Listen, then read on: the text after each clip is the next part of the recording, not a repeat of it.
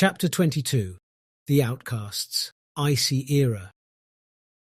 "Hurry! No one should spot us or else we're doomed," whispered Gal, a young man who was running ahead of his exhausted wife Ada and their two weary young children, Sal and Ida. "We are trying to keep up, but the storm is too tough for the children," muttered Ada in a faint yet almost crying voice while hardly taking her breath and trying to keep up. The storm that did not stop since it had started a few months earlier was blowing violently, and every day brought worse weather than the preceding one. "Shouldn't you wait till that storm was over? Or at least picked a better time to fulfill that plan of ours?" She argued with him hopelessly, knowing that she couldn't change his mind after they settled everything and the execution already took place. He taunted, "Over? Do you have any idea when surely will that happen, if it ever ended at all? No, this is exactly why we are doing it today, since it will always be better than tomorrow. And the awful timing, as you might refer to, is the best time to execute our plan ever. When everyone else is busy with themselves, whether hiding in their shelters or directing all their efforts to protect their families. No one will care to look for us, or even pay attention to our disappearance, as always."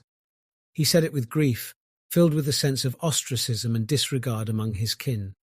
He then added, "In fact, they may consider us lost in the storm or even dead, which, among all other possibilities, is our best disguise." His eyes gleamed with viciousness when he said his last words while he continued to run, pushing his grueling family to keep up with him, until they finally reached the edge of the deserted forest.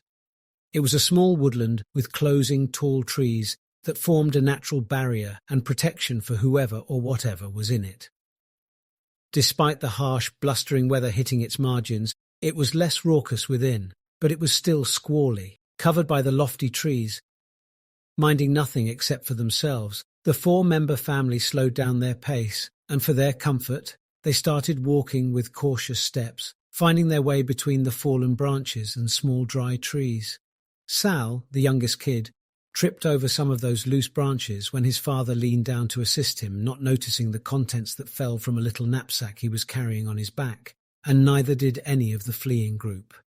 They were all in a rush, focusing on a predetermined spot where they were all headed. Not far from their sight was a bare piece of land in the middle of the woods, with a small mound of branches in its centre. "Move on, guys!"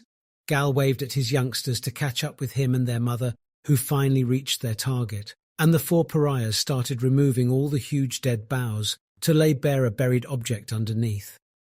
The weather, which seemed uncommonly serene compared to the boisterous runaways, abruptly intensified as if it was announcing treachery taking place. And against their will, it formed an extra resistance with the branch's weight, making it impossible for the miners and much unattainable for the parents to remove them. But not after a long time they succeeded. With the removal of the last twigs, they uncovered a remarkably aged, abandoned yet intact small spacecraft. The spacecraft, which somehow appeared deserted and unused for generations, had no signs of impairment or even scratches, much to the relief of the couple, who examined every part of its outer body before approaching its door and pressing a concealed button. It seemed evident that it was not hidden from their knowledge and experience of what they were doing. The door slide opened, releasing 3 compact steps from within the vessel. "Come on, kids, climb up!" He ordered his children while helping them climb the stairs up and into the craft.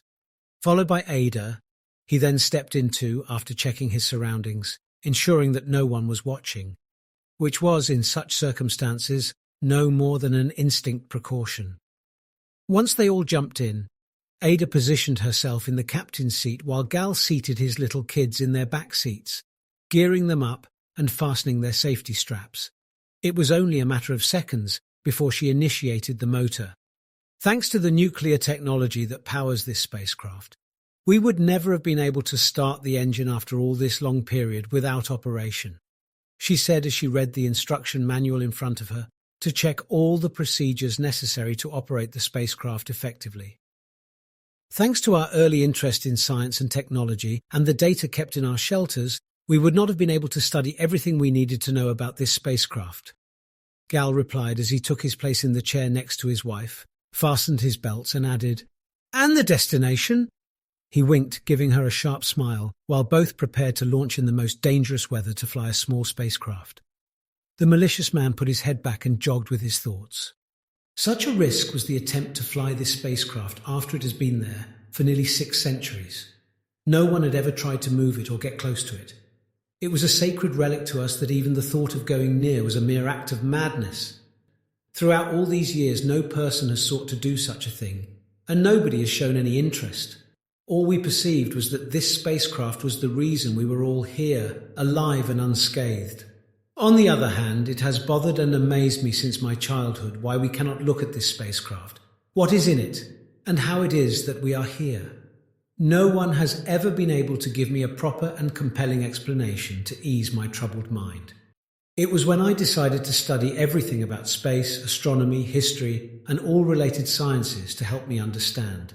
And so I found the answer in the same texts and digital media that came with this spacecraft. These books have been lying around all these years before our eyes, in our hands, but no one cared enough to read any of them.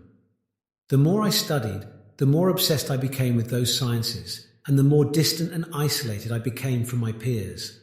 Soon I began to talk about our forgotten history, origins, and the importance of continuing our quest to discover and conquer space. Then my queries went ahead to discuss the feasibility of Sam's laws themselves, if we did not seek to develop and take what was beneficial from them, and leave what was no longer so. It was not at all surprising that these people, my kin, considered it heresy and delusional. At first they brushed me off, believing they were just silly questions of a child and would soon pass, and they never realized that my passion had grown with me in secret. I have not talked to anyone since because I knew they would try by all possible means to dissuade me drop this topic and live like them, prosaically.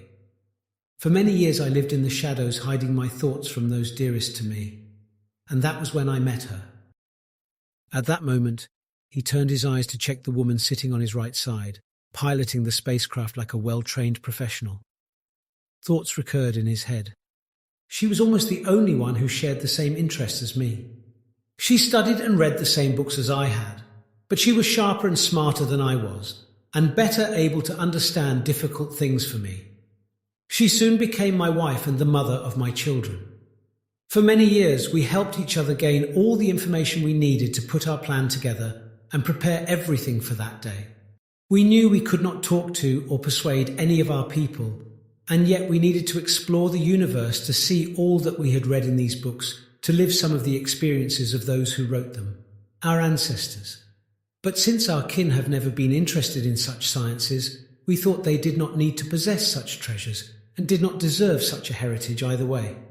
That was why we took all the sciences our hands could reach, just as they came to us in the spacecraft. Thanks to this advanced technology which enabled our elders to store all the information on small media that would easily fit in a small bag like mine, along with some old books. He glanced at his bag lying on the ground beside him, not knowing he had already lost the digital media when it had accidentally dropped in the woods, and he continued with his thoughts.